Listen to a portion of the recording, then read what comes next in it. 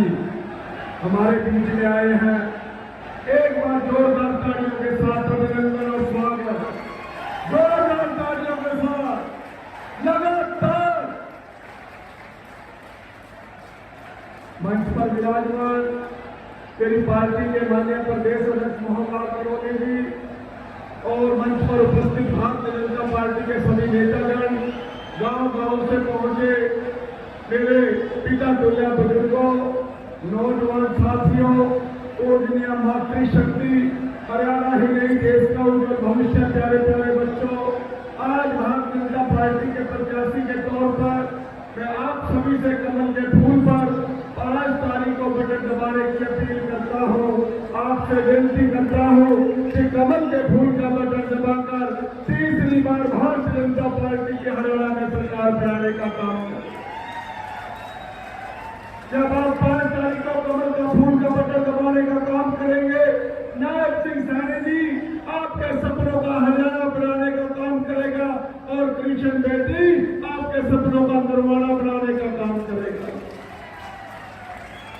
मित्रों, केवल 10 दिन का समय मिला हमें चुनाव के अंदर, परंतु टाइम बेशक से कम मिला हो, हमारे किए हुए कामों की लिस्ट बहुत लंबी है। ये दूर दराज से आए मेरे किसान भाई, मेरे मजदूर भाई, मेरे दुकानदार भाई, मेरी बहनें, मेरे नौजवान, आज आपने जो जोश दिखाया है, जो आशीर्वाद दिया है, और आपका ऋणी रहूंगा। आपको विश्वास देकर जा रहा हूं कि आपके विश्वास को टूटने नहीं दूंगा। मित्रों, आप लोगों ने जिस प्रकार से भारतीय जनता पार्टी को अपनाया है, जिस प्रकार से नरेंद्र मोदी जी की नीतियों को माना है, नायब सैनी जी के किए हुए कामों पर आपने मोहर लगाने का काम किया है। 5 तारीख को एक बार कमल खिलाने का काम करें, आपके सपने साकार करने का हम काम करेंगे। मैं आप सभी से आज जोड़कर अपील करता हूं कि पल्ला भारतीय जनता पार्टी के पक्ष में मतदान की अपील करता हूं। आप सभी का बहुत बहुत धन्यवाद, बड़ी बड़ी मेहरबानी। हमारे नेता आदरणीय योगी आदित्यनाथ जी आए हैं, हमने उनकी बात को सुनना है और विरोधियों को मुंह तोड़ जवाब देना है। धन्यवाद, जय हिंद, जय भारत, वंदे वंदे वंदे भारत माता के, भारत माता के। बीजेपी जिंदाबाद, बीजेपी जिंदाबाद, योगी आदित्यनाथ जिंदाबाद, योगी आदित्यनाथ जिंदाबाद, मोहल्ला प्रणाली जिंदाबाद, नायब सैनी जिंदाबाद, नायब सैनी जिंदाबाद। बहुत बहुत धन्यवाद कृष्ण बेदी जी, आपके प्रत्याशी आपके बीच के। मेरा अगला आग्रह ऐसी शख्सियत से 24 में से 18 घंटे काम करने वाले हमारे त्यागी पुरुष अपनी सीट का त्याग करके और भारतीय जनता पार्टी की पूर्ण बहुमत की सरकार बनाने के लिए 24 घंटे तत्पर रहने वाले ऐसे हमारे प्रदेश के अध्यक्ष श्रीमान मोहनलाल कौशिक जी से मेरा आग्रह रहेगा, कृपा करके वो आए और अपने विचारों से हमें ओतप्रोत करें। भारतीय जनता पार्टी जिंदाबाद, भारतीय जनता पार्टी जिंदाबाद, योगी योगी आदित्यनाथ जिंदाबाद।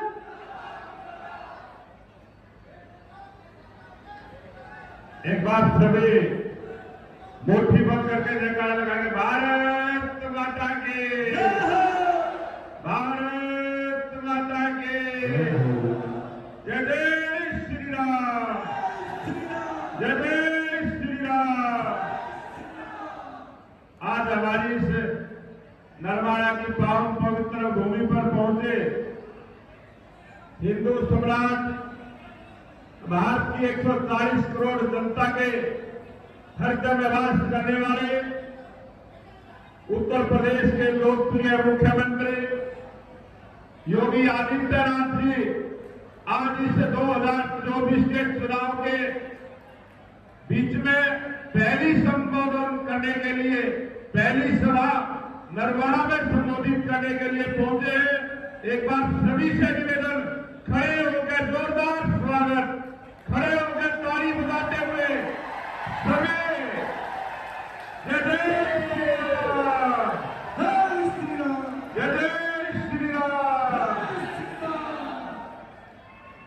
और भारतीय जनता पार्टी के शीर्ष नेतृत्व ने तो एक बहुत ही योग्य और बढ़िया उम्मीदवार आपको दिया, ऐसे भाई किशन बेदी जी, यहाँ के प्रभारी अमरपाल राणा जी, मदन गोयल जी, यहाँ के जिला के अध्यक्ष देवेंद्र ढूंढ जी, राजकुमार चार जी सांसद, प्रभारी जिला जीत, छत्रपाल गंगवार जी, अशोक तंवर जी, ओम प्रकाश शर्मा जी, रिजपाल शर्मा जी, पृथ्वी सिंह नंबरदार जो 2 बार यहाँ से विधायक रहे, बलदेव वाल्मीकि जी, भारत भूषण टाक जी, अमित ढाकल जी, प्रमोद जी मंडल के अध्यक्ष, राजेंद्र नैन जी मंडल के अध्यक्ष, अनुराधा जी, समस्त भारतीय जनता पार्टी के सभी कार्यकर्ता और हमारे पुराने नेता जोरा सिंह जी, इस सभा में उपस्थित मेरे सभी पूजा के योग्य बुजुर्गों,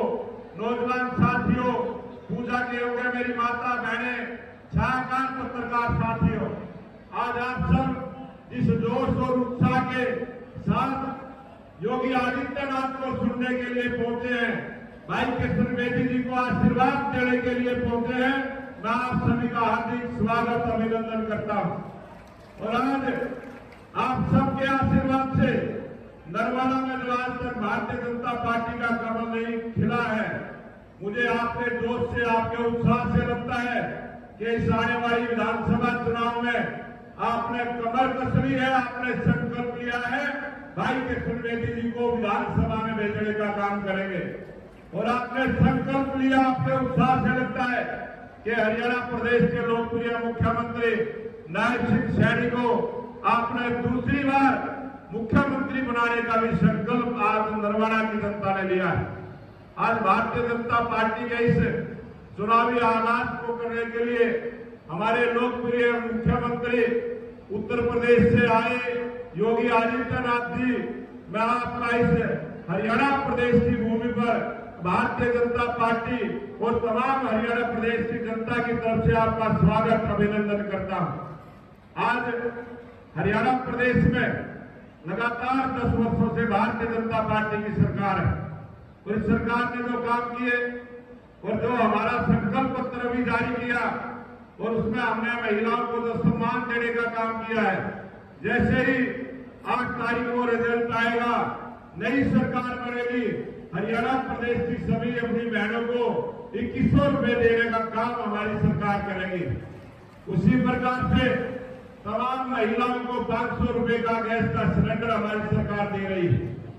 इसी प्रकार से युवाओं को रोजगार देने का काम, जिस प्रकार से खरगोदा में IIMT बनी है, 10 इसी प्रकार के औद्योगिक सेक्टर बसाते हुए हरियाणा प्रदेश के 5 लाख युवाओं को रोजगार देने की गारंटी हमारी सरकार ने दी।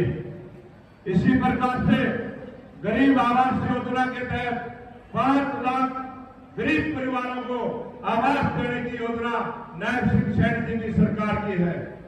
हरियाणा प्रदेश के तमाम बुजुर्गों को जो सम्मान देते हैं, वृद्धावस्था पेंशन देते हैं, उसको भी जिस प्रकार से पेंशन बढ़ती है, महंगाई बढ़ती है, उसी तर्ज पर 6000 रुपए से ज्यादा देने का काम हमारी भारतीय जनता पार्टी की सरकार करेगी। बहुत सारी ऐसी योजनाएं जो 20 संकल्प पत्र हमने अभी हमारे राष्ट्रीय अध्यक्ष जगत प्रकाश नड्डा जी आए थे, उन्होंने जो संकल्प पत्र जारी किया है, ये संकल्प पत्र हमारा लक्ष्य है, हमारा ध्येय है, इसको हम पूरा करने का काम करेंगे। जिस प्रकार से 2014 के चुनाव में जो संकल्प पत्र जारी किया था, उसको हमने पूरा लागू करने का काम किया। 2019 में जो संकल्प पत्र जारी किया था, उससे भी आगे बढ़ते हुए हमने काम करने का प्रयास किया है। और मैं विश्वास दिलाता हूं कि इस 2024 का जो संकल्प पत्र हमने जारी किया है, इसको भी पूर्णतः लागू करने का काम लोकप्रिय मुख्यमंत्री नायब सिंह सैनी की सरकार करेगी। इसलिए मैं आप सबसे निवेदन करूंगा कि 5 अक्टूबर का समय है और जिस जोश और उत्साह के साथ इस नरवाड़ा के कार्यकर्ता लगे, सभी कार्यकर्ताओं को भी मैं बधाई देना चाहता हूं। धन्यवाद करना चाहता हूं पूरे जोश के साथ जिस प्रकार से आप लगे हैं। मैं पूरे विश्वास से कह सकता हूं अब की बार नर्मदा की इस भूमि पर कमल का फूल खिलेगा।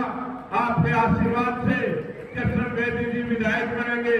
आपके आशीर्वाद से नए शहरी जी तीसरी बार भारतीय जनता पार्टी की स्पष्ट बहुमत की सरकार बनेगी। इसलिए जोरदार नारे के साथ तीसरी बार भाजपा सरकार, तीसरी बार, तीसरी बार, तीसरी बार। जय जय श्री राम, जय जय श्री राम, जय हिंद, जय भारत। बहुत बहुत धन्यवाद अध्यक्ष जी, हमारे त्यागी पुरुष, हमारे अध्यक्ष जी। जोरदार तालियों के साथ एक बार स्वागत करते हैं हमारे अध्यक्ष जी का। आप लोग सुबह 8:30 बजे से यहाँ बैठे हुए और लगातार हमारे को फोन और मैसेज आने लग रहे थे कि योगी बाबा किस टाइम आएंगे। वो घड़ी आपकी पूरी हो चुकी है। हमारे बीच में एक ऐसे नेता जिसको केवल देखने के लिए यहाँ भारतीय जनता पार्टी, इनेलो, कांग्रेस, बसपा सारे पार्टियों के कार्यकर्ता मौजूद हैं। एक ऐसे नेता और एक ऐसे संत आदरणीय योगी आदित्यनाथ जी, मेरा आग्रह रहेगा उनके चरणों में वो आए और अपने मुखमंडल से हम सभी को आशीर्वाद दे।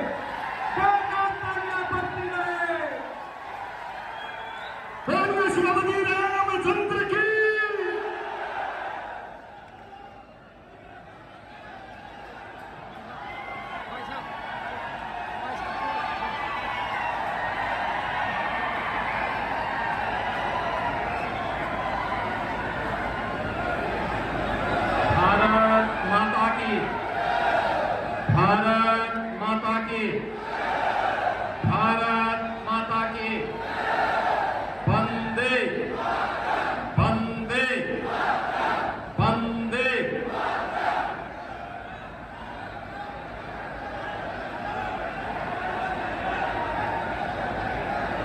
मंच पर उपस्थित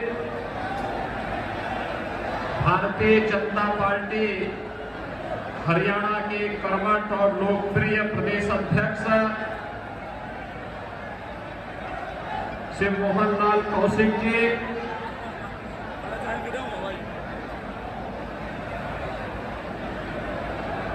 भारतीय जनता पार्टी के लोकप्रिय प्रत्याशी श्री कृष्ण बेदी जी, जिलाध्यक्ष जी श्री चैलेंद्र ढुंड जी, प्रभारी मदन गोयल जी, लोकसभा के उत्तर प्रदेश बरेली के सांसद और यहां के प्रवासी श्री सत्तरपाल सिंह गंगवार जी, पूर्व सांसद अशोक तंवर जी, प्रभारी नरवाना विधानसभा श्री ओम प्रकाश शर्मा जी, संयोजक कृष्णपाल शर्मा जी, पूर्व विधायक पृथ्वी सिंह जी, योगी सुखरायनाथ जी, मंच पर उपस्थित भारतीय जनता पार्टी के सभी सम्मानित पदाधिकारीगण, संतजन, भारी संख्या में नरवाना विधानसभा क्षेत्र से उपस्थित सभी बहनों और भाइयों, मैं प्रभु श्री राम की धरती से आज यहाँ पर उचाना माता की इस पावन धरा पर आया हूं। आप सबने प्यारे राम राम।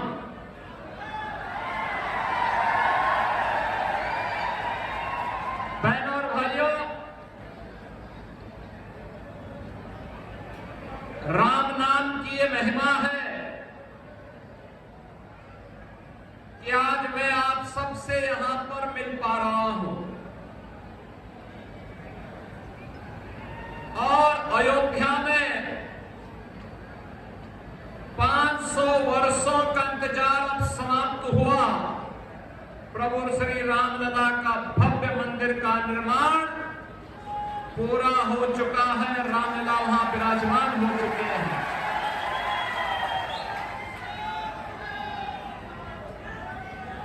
बहनों और भाइयों, मैं पूछना चाहता हूं,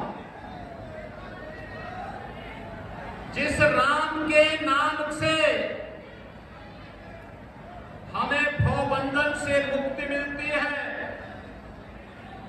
जिन प्रभु राम के छूने मात्र से भी एक पत्थर तैरने लगता है, उस प्रभु राम के नाम से कांग्रेस और इन लोगों को ही परेशानी होती थी।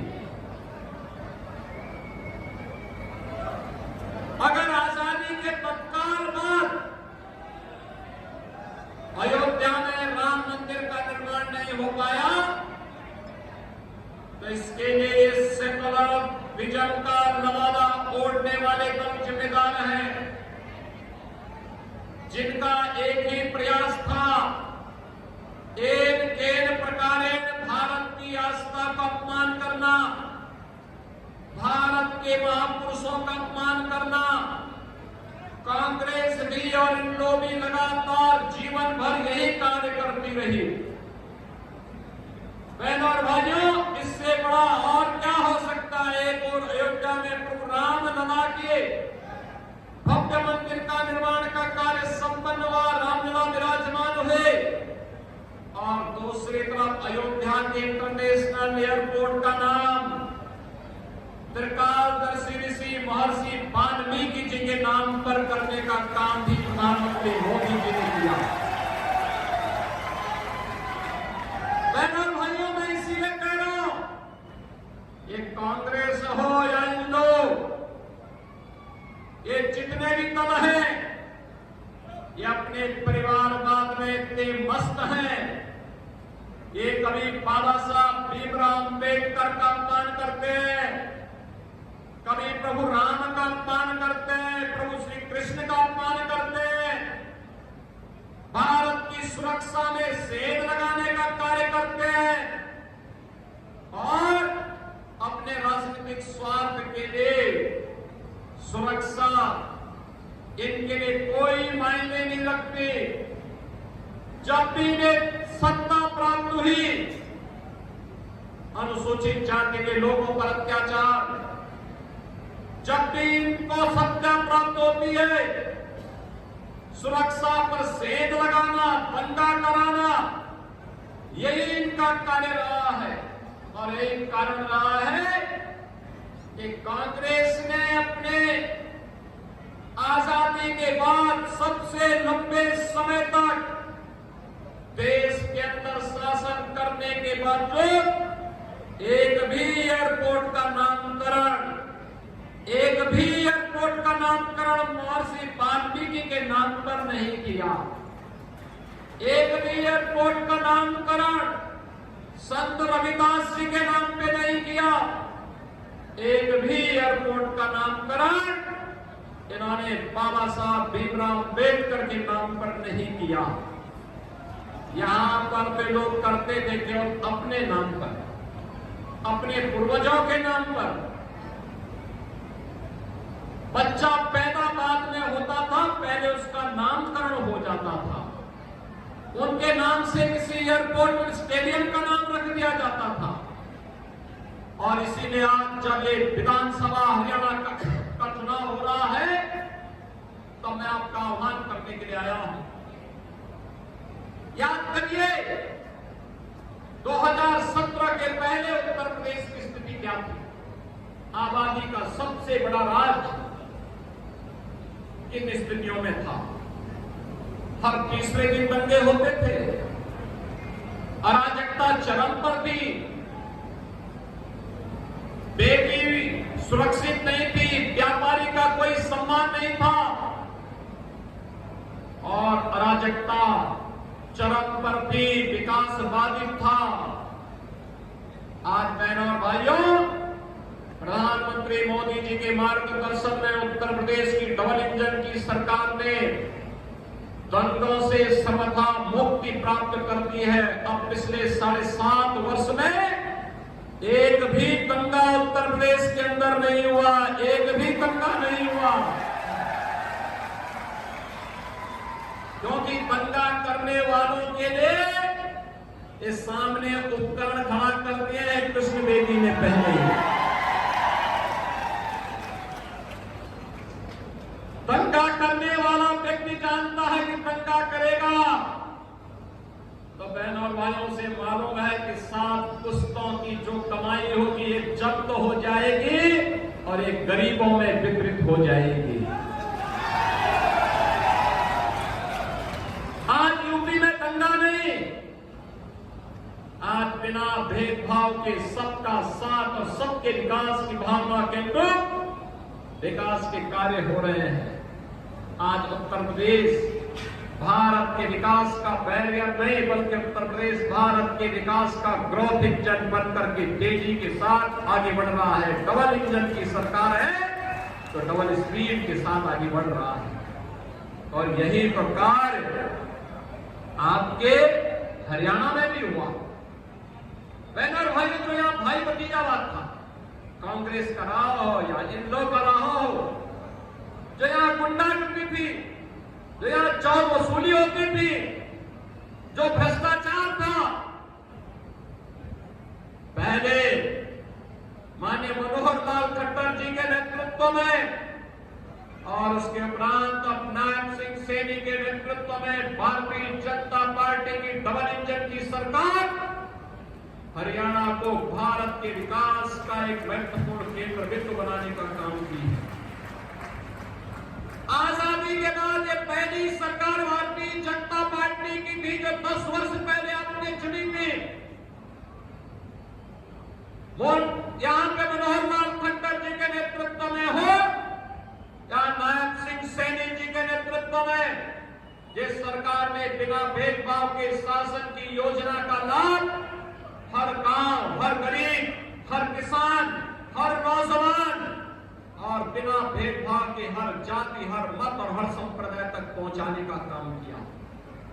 आवास की सुविधा हो, शौचालय की सुविधा हो, हर घर नल की योजना हो, हर घर की कनेक्टिविटी हो, अधिकाधिक नौजवानों को नौकरी और रोजगार के साथ जोड़ने का कार्य हो, बेटी की सुरक्षा हो, व्यापारी का सम्मान हो,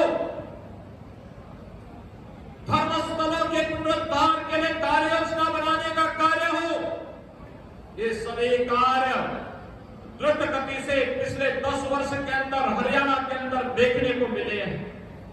आज हरियाणा परिवारवाद का नहीं, भ्रष्टाचार का नहीं, बल्कि भारत के विकास का एक केंद्र बिंदु बनकर के उभरा है, तेजी के साथ उभरा है और अगले 12-15 वर्ष जिनके बारे में प्रधानमंत्री मोदी जी ने कहा है, अमृत काल का यह अवसर भारत को विकसित भारत के रूप में स्थापित करना है, तो इसके लिए हमें जाति, मत और मजहब से ऊपर उठ करके अपने देश के बारे में सोचना पड़ेगा, देश के बारे में।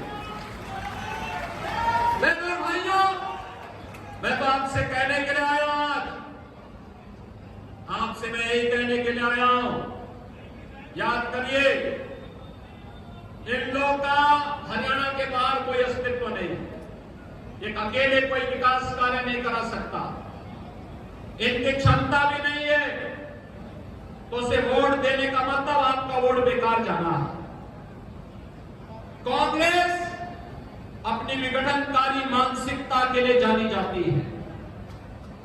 आप देख रहे होंगे कांग्रेस के नेता और नेता प्रतिपक्ष लोकसभा से राहुल गांधी के वक्तव्य को देख सकते हैं, जब भारत के बाहर जाते हैं भारत की संवैधानिक संस्थाओं पर प्रश्न खड़ा करते हैं, भारत की आस्था पर प्रहार करते हैं, भारत की गुरु परंपरा के बारे में नलकल टिप्पणी करते हैं, भारत को अपमानित करने का कोई भी अवसर नहीं चूकते और दुनिया के अंदर भारत को अपमानित करने की सेगी बढ़ाने का काम ये लोग करते हैं। ये लोग जो देश की सुरक्षा के साथ खिलवाड़ करते हैं, इन लोगों से उम्मीद करना कि भारत की सुरक्षा और भारत की समृद्धि के लिए कोई प्रयास करेंगे, ये बेईमानी होगी। और कांग्रेस आज इस बेईमानी पे उतर चुकी है। मैं आपसे ये कहने के लिए आया हूं, उन्होंने आजादी के बाद 75 वर्षों में लगातार अपने राजनीतिक स्वार्थों के लिए समाज को आपस में लड़ाने का काम किया। जातीय सेनाएं खड़ी की, ये जातिवाद, ये मत और वचन की राजनीति, ये विकास की सबसे बड़ी बाधा है। बहनों और भाइयों, अगर हमें विकास करना है, अपने वर्तमान को अच्छा बनाना है, अपने भविष्य को सुखद और उज्जवल बनाना है, तो हमें इन बैरियर्स को पार करना पड़ेगा जो जातिवाद के नाम पर है, मत और संप्रदाय के नाम पर है, जो किसी अन्य कारणों से है। इन सबसे उबर करके कार्य करना होगा। इसी के लिए 14 में प्रधानमंत्री मोदी जी ने देशवासियों को मंत्र दिया था। उन्होंने कहा था, मेरी सरकार जाति मत और मजहब से ऊपर उठ करके कार्य करेगी। मेरी सरकार का मंत्र होगा जिसमें समान रूप से सर्वसमावेशी विकास का कार्य होगा, और इस सर्वसमावेशी विकास ही राम राज्य के अवधारणा को पूरा करेगा। और इसके लिए उन्होंने मंत्र दिया था, सबका साथ सबका विकास का। बहनों और भाइयों, याद करिए, कांग्रेस तो आपके पास आएगी, नारा देगी, इन लोग भी आपके पास आएगी, जाति का नारा देगी, विभाजन की नारा देगी। लेकिन मैं पूछना चाहता हूं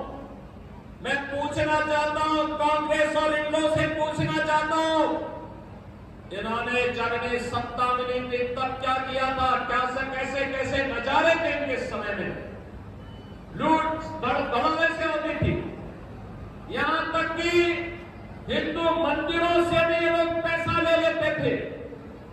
बहनों और भाइयों, मैं तो आपसे एक ही बात कहने के लिए आया हूं, भारतीय जनता पार्टी की सरकार मोदी जी के नेतृत्व में, हरियाणा के अंदर पहले माननीय खट्टर जी के नेतृत्व में, श्री नायब सिंह सैनी जी के नेतृत्व में एक डबल इंजन की सरकार कार्य की है। आज उसके परिणाम दिखाई दे रहे हैं। बेहतर कनेक्टिविटी हुई है, बुनियादी सुविधाएं जनता जनार्दन को मिली है। कोरोना कालखंड में आपने देखा होगा, कांग्रेस के नेता गायब थे, इन लोगों के नेता गायब थे, कोई सेवा का कार्य नहीं कर रहा था। भारतीय जनता पार्टी तब नारा देती थी कि सेवा ही संगठन है, और एक एक कार्यकर्ता सरकार के साथ मिलकर के जनता जनार्दन की सेवा करने के लिए तत्पर दिखाई दे रहा था। बहनों और भाइयों, भारतीय जनता पार्टी इस जज्बे के साथ आज भारत को एक नया नेतृत्व देने की दिशा में प्रधानमंत्री मोदी जी के नेतृत्व में कार्य कर रही है, और इसी कारण से आज मैं आपके बीच आया हूं। चाहे वो अयोध्या में महर्षि वाल्मीकि के नाम पर इंटरनेशनल एयरपोर्ट के निर्माण का कार्य हो, या फिर बाबा साहब अंबेडकर के पंचतीर्थ को निर्माण करने का कार्य, ये कांग्रेस ने नहीं किया। कांग्रेस ने तो बाबा साहब भीमराव अंबेडकर का अपमान किया था, उन्हें चुनाव हरवा दिया था। आज आप देख रहे होंगे, कांग्रेस बांग्लादेश के अंदर हिंदू मंदिर तोड़े जा रहे हैं, हिंदू मारे जा रहे हैं, हिंदू काटे जा रहे हैं, लेकिन कांग्रेस एक भी शब्द उनके लिए नहीं निकालती है। कांग्रेस के मुंह से, इन लोगों के मुंह से एक भी शब्द नहीं निकलता है। मैं पूछना चाहता हूं, ये बांग्लादेश के अंदर जिन हिंदुओं पर अत्याचार हो रहा है, इनमें 90% दलित जाति के हिंदू हैं। लेकिन बहनों और भाइयों, कांग्रेस को वोट बैंक की चिंता है, इन लोगों को वोट बैंक की चिंता है, उन्हें हिंदुओं की चिंता नहीं है।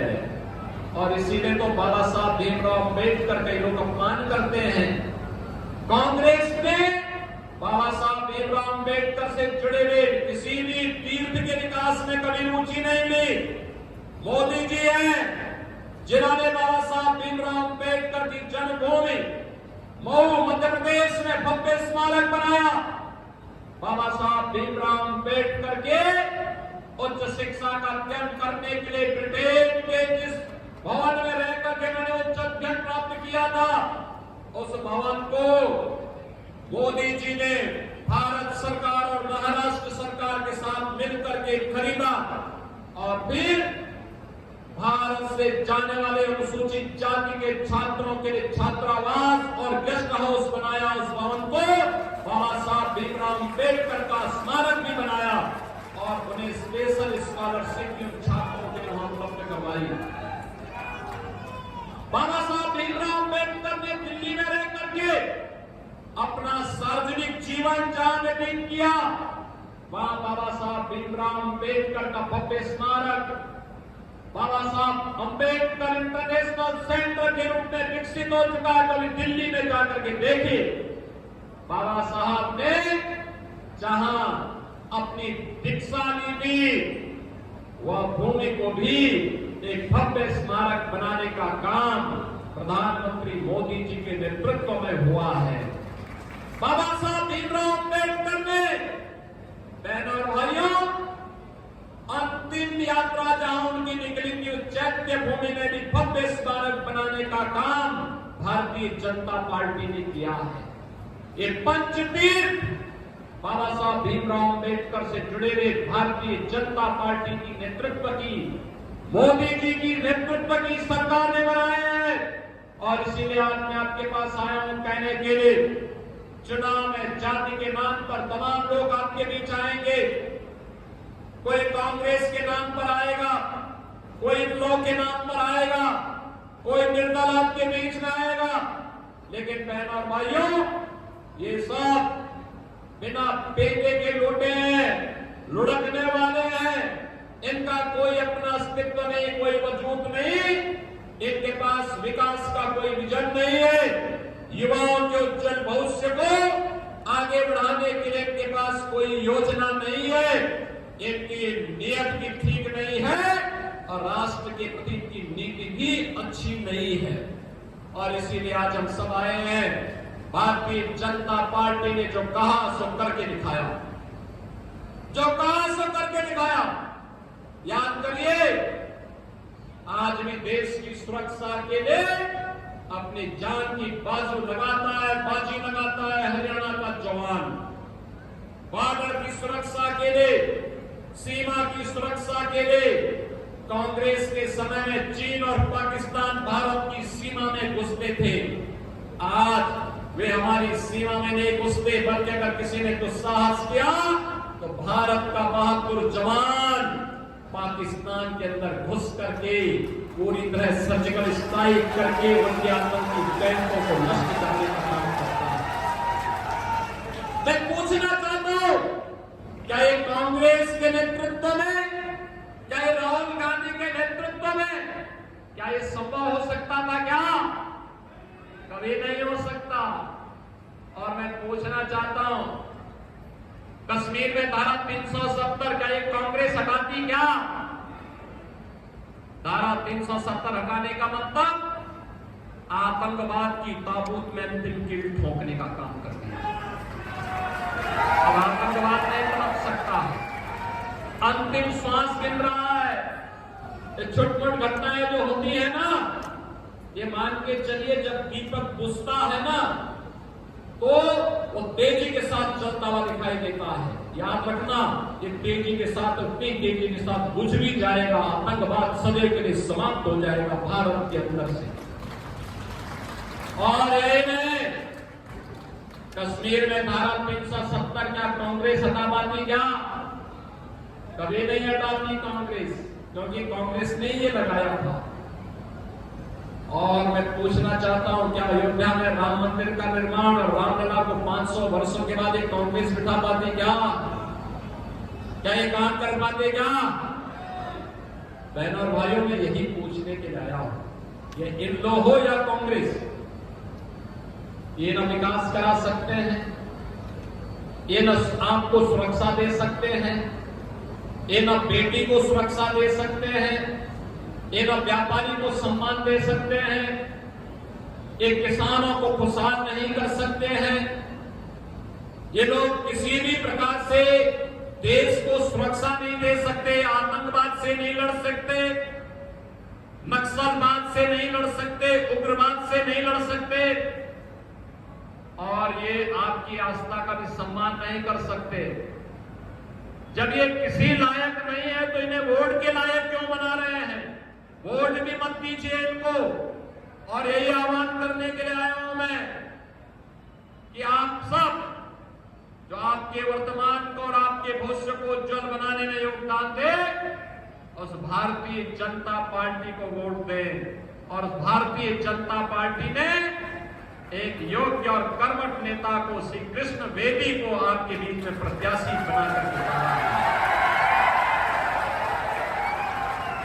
कृष्ण बेदी प्रदेश सरकार का एक कर्मठ मंत्री, कार्य करने का जज्बा है।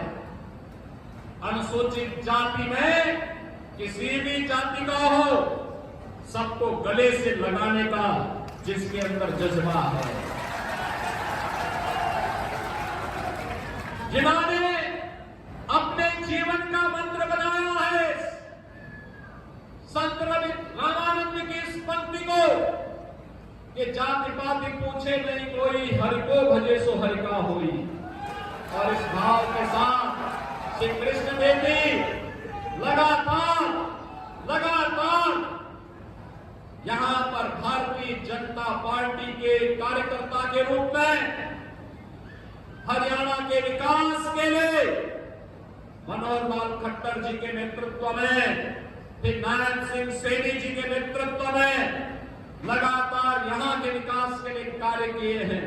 और बहनों और भाइयों, आज इसी के लिए मैं आपके पास आया हूं। श्री कृष्ण बेदी को कमल चुनाव चिन्ह पर विजयी बना करके भेजेंगे। दोनों हाथ मिला करके मुझे आश्वस्त करो, भेजेंगे, चुनाव जीत करके जाएंगे।